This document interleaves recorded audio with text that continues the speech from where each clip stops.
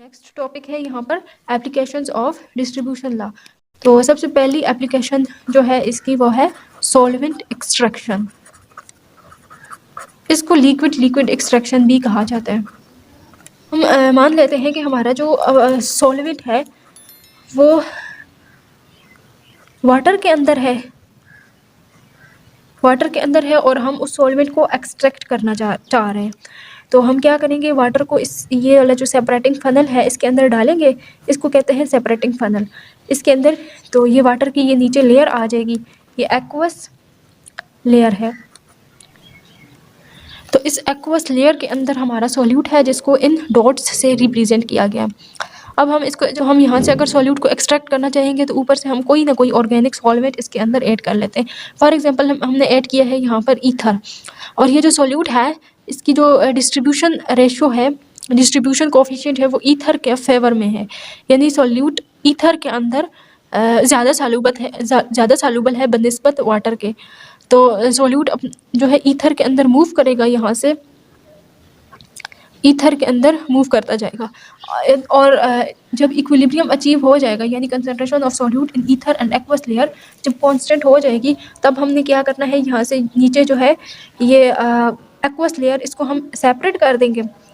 इसको सेपरेट करके दूसरे सेपरेटिंग फनल में डालेंगे, दूसरे सेपरेट फनल में एक्वस लेयर, और ऊपर फिर ईथर की एक न्यू लेयर लगाएंगे।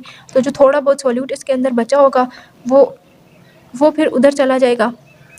अब फिर दोबारा यहाँ से एक्वस लेयर हम सेपरेट करेंगे और उसको अगले सेपरेटिंग फनल में डालेंगे। तो यहाँ पर यानी सक्सेसिव ऑपरेशंस के बाद सॉल्यूट की कंसंट्रेशन कम रहती जा रही है। अब यहाँ पर ईथर है, तो अब क्या होगा, यहाँ से सॉल्यूट और उधर ईथर वाली लेयर में चला जाएगा, और इन पे हम ये जो सारी ईथर्स की लेयर है इनको मिक्सअप कर लेंगे, और ईथर से फिर हम अपना सॉल्यूट जो है वो एक्सट्रैक्ट कर लेंगे। तो इस तरह हम ये जो सक्सेसिव एक्सट्रैक्शंस हैं इससे हम सॉल्यूट को निकाल सकते हैं। अच्छा, तो जो एक्सट्रैक्शन होता है वो मोस्टली दो किस्म की होती है। एक होता है मल्टीपल एक्सट्रैक्शन। मल्टीपल एक्सट्रैक्शन में हम थोड़ा थोड़ा सॉल्वेंट बार बार यूज़ करते रहते हैं। जैसे यहाँ पर हमने बार बार ईथर को यूज़ किया है सॉल्यूट की एक्सट्रैक्शन के लिए। फॉर एग्जांपल हमारे पास वाटर है और वाटर के अंदर हमारा सॉल्यूट मौजूद है। तो हम क्या करेंगे, हमें दिया गया है ether as an extracting solvent. हम क्या यूज़ कर रहे हैं, ईथर एज एक्सट्रैक्टिंग सॉल्वेंट। और ईथर हमें कितनी मिकदार में दिया गया है, 1000 सेंटीमीटर क्यूब में। और हमारे पास यहाँ पर 1000 सेंटीमीटर क्यूब वाटर है, वाटर का सॉल्यूशन, यानी वाटर के अंदर हमारा सॉल्यूट मौजूद है। यहाँ पर 1000 सेंटीमीटर क्यूब ऑफ वाटर के अंदर हमारा सॉल्यूट मौजूद है। तो दो पॉसिबिलिटीज़ हैं। एक तो ये है कि हम सारा का सारा ईथर एक ही दफ़ा यूज़ कर लें एक्सट्रैक्शन के लिए, और दूसरी पॉसिबिलिटी है कि हम ईथर को छोटे छोटे लॉट्स में इस्तेमाल करें। तो हम अगर ईथर को एक ही दफ़ा इस्तेमाल कर लेंगे तो उस केस में क्या कैलकुलेशन होगी, तो हम देख लेते हैं। यूजिंग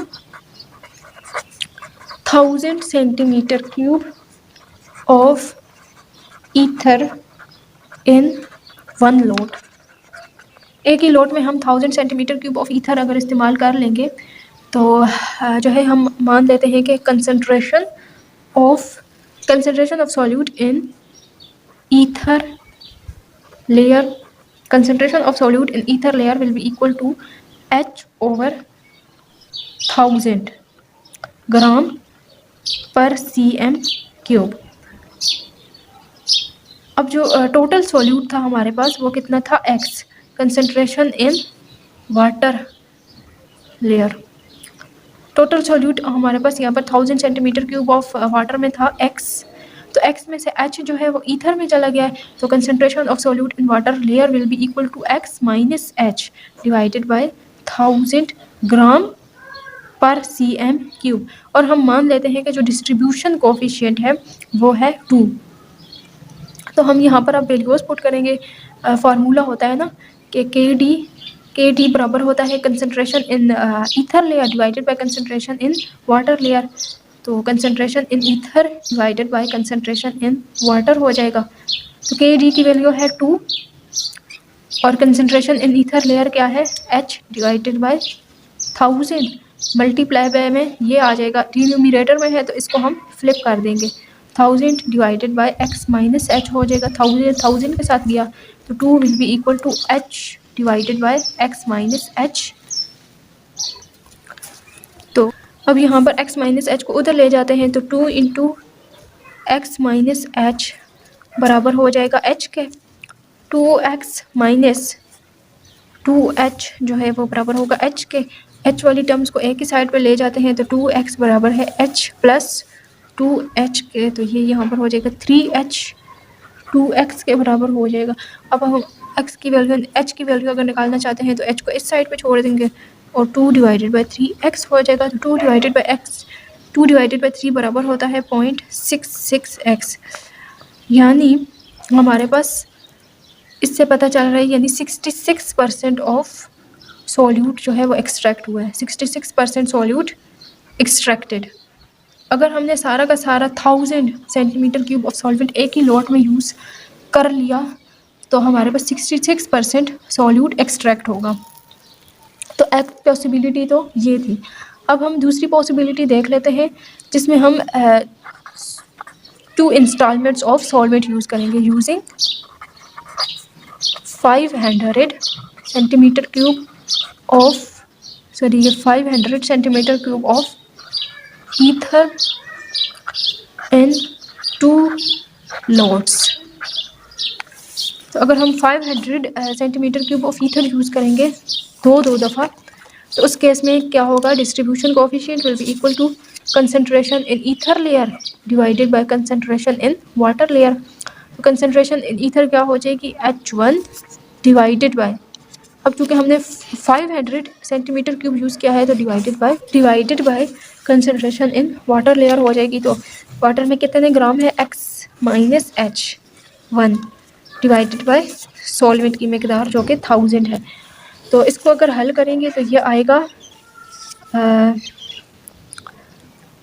इक्वेशन के इस साइड पे 2 है, डिस्ट्रीब्यूशन कोएफिशिएंट का वैल्यू 2 था, H1 डिवाइडेड बाय 500 सॉरी ये 1000 नहीं है ये 100 है और इधर ये फ्लिप हो जाएगा तो ऊपर 1000 चला जाएगा x minus H1 500 2s are 1000 ये 2 आपस में कट जाएंगे तो H1 बराबर आ जाएगा, इस केस में H1 बराबर हो जाएगा 0.5x के 0.5x के, तो यानी 50% सॉल्यूट एक्सट्रैक्ट होगा। अब जो बचा हुआ 500 सेंटीमीटर क्यूब ऑफ ईथर है उसको हम दोबारा जब यूज़ करेंगे एक्सट्रैक्शन के लिए तो उस केस में जो बचा हुआ 50% है 50% एक्सट्रैक्ट हो गया। अब 50% जो पीछे बच गया है उसका 50% 25% होगा, तो 50% प्लस 25% तो कितना हो जाएगा 75% एक्सट्रैक्ट होगा। देखो 500 सेंटीमीटर क्यूब से कितना एक्सट्रैक्ट हुआ है 50% और 50% एक्सट्रैक्ट हो गया तो पीछे बचा 50% है। अब उस 50% को हम दोबारा एक्सट्रैक्शन करेंगे तो दोबारा 50% का 50% एक्सट्रैक्ट होगा तो 50% का 50% 25% बनता है। तो 25% एंड 50% कुल मिला के 75% एक्सट्रैक्ट होगा अगर 2 इंस्टॉलमेंट यूज़ करेंगे। और अगर 4 इंस्टॉलमेंट यूज़ करें एक्सट्रैक्शन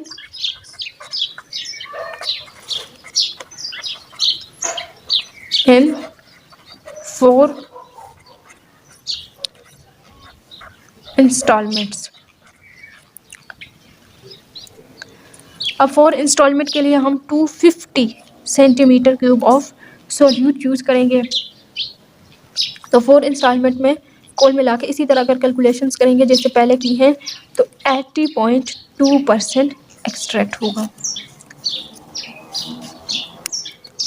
इसी तरह अगर हम 5 इंस्टॉलमेंट कर दें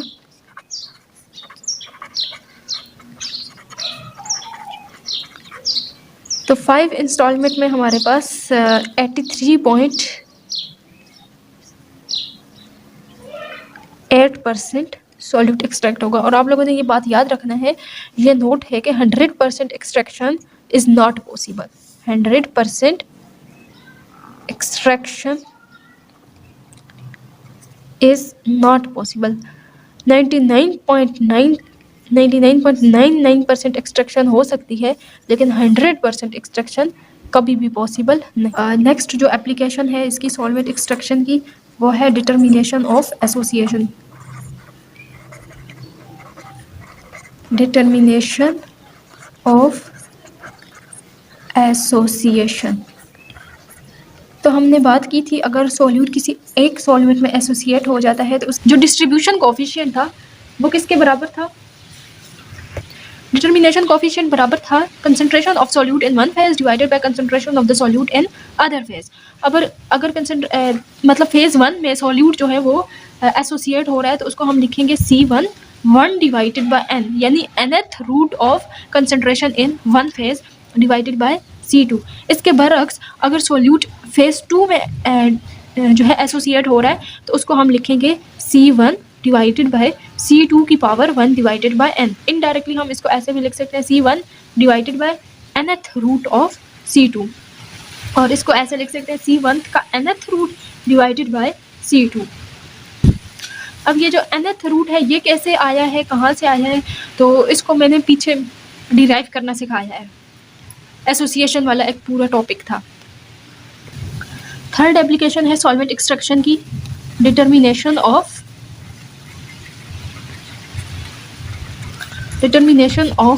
डिसोसिएशन।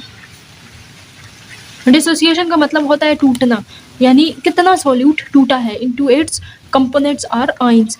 तो डिस्ट्रीब्यूशन कोफिशिएंट के बराबर होता है C1 divided by C2 concentration in one phase divided by concentration in second phase. अगर तो फेज 1 में सॉल्यूट डिसोसिएट हो रहा है तो उसको हम लिखेंगे C1 1 minus alpha divided by C2 में ऐसे ही रहेगा सॉल्यूट। और अगर तो फेज 2 में डिसोसिएशन हो रही है तो उसको हम लिखेंगे C1 divided by C2 1 minus alpha. ये जो 1 माइनस अल्फा की कहानी है ये भी मैं पीछे डिसोसिएशन वाले टॉपिक में तफसील से एक्सप्लेन कर चुकी हूँ। इसके बाद नेक्स्ट हेडिंग है सॉल्युबिलिटी। तो डिस्ट्रीब्यूशन कोफिशिएंट बराबर होता है concentration of solute in one phase divided by concentration of solute in other phase. और concentration of solute in two solvents, यानी एक ऊपर वाला सॉल्वेंट होता है, इसको हम 1 कह देते हैं, नीचे वाले सॉल्वेंट को 2। तो इनके अंदर सॉल्यूट अपने आप को डिस्ट्रीब्यूट करेगा। फॉर एग्जांपल X अगर सॉल्यूट है तो ये अपने आप को डिस्ट्रीब्यूट करेगा। अब concentration of solute in phase 1 को हम C1 कह देते हैं, इसको हम C2 कह देते हैं। तो सॉल्यूट उतना ही 2 फेजेस के अंदर अपने आप को डिस्ट्रीब्यूट करेगा जितना उसकी सॉल्युबिलिटी होगी in both the solvent. So concentration in phase 1 will be equal to solubility in phase 1 divided by concentration in phase 2 will be equal to solubility in phase 2। अब ये वाला जो रिलेशन है KD is equal to S1 divided by S2, इस relation से हम solubility of solute in any solvent मालूम कर सकते हैं। अगर हमें KD और solubility of solute in other solvent मालूम हो, यानी अगर S1 हमें मालूम करना हो तो उसके लिए हमें KD और S2 की वैल्यू नॉन होनी चाहिए। सिमिलरली हम S2 भी मालूम कर सकते हैं और KD भी मालूम कर सकते हैं। अब अगर हमने फॉर एग्जांपल आयोडीन को डिस्ट्रीब्यूट करवाया है between the water and benzene, नीचे होगा बेंजीन चूँकि बाहरी होता है और ऊपर होगा वाटर। इनके अंदर आयोडीन अपने आप को डिस्ट्रीब्यूट कर रहा है, तो KD किसके बराबर हो जाएगा? Solubility of iodine in water divided by solubility of iodine in benzene. Next application है fifth, determination of distribution coefficient of iodine. Determination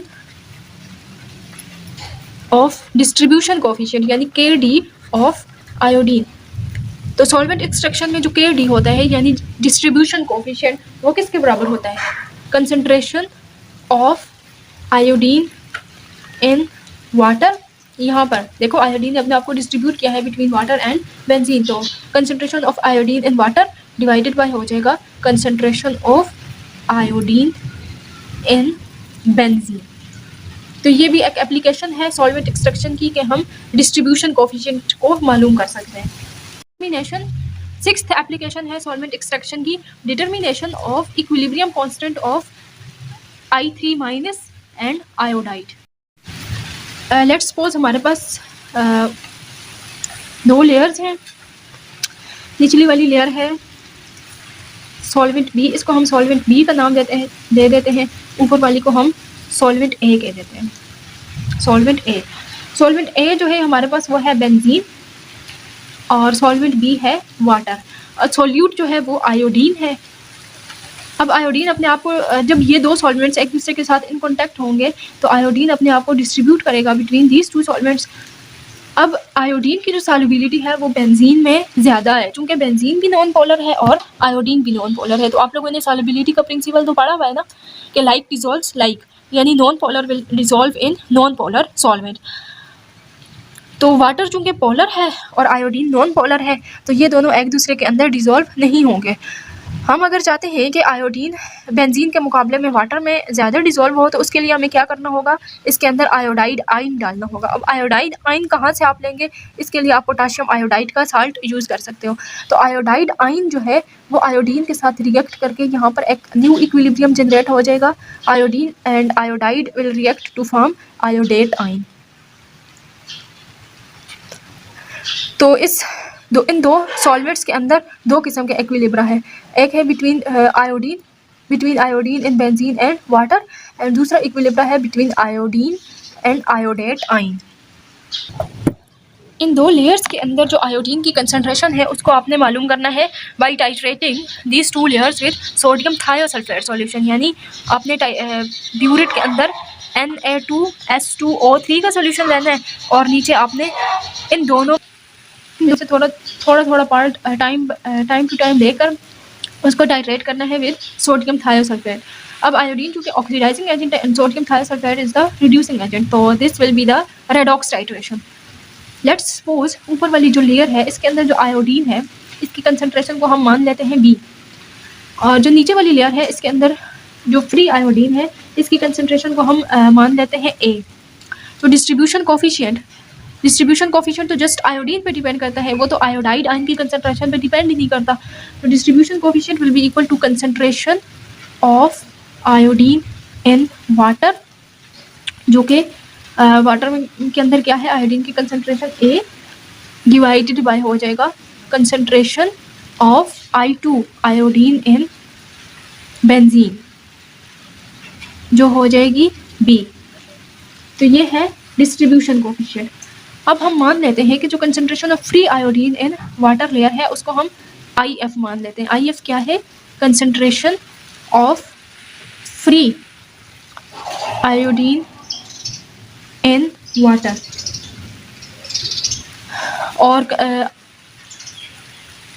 concentration of KI3 बराबर होगा C माइनस IF। C क्या है, अब आयोडाइड आयन प्लस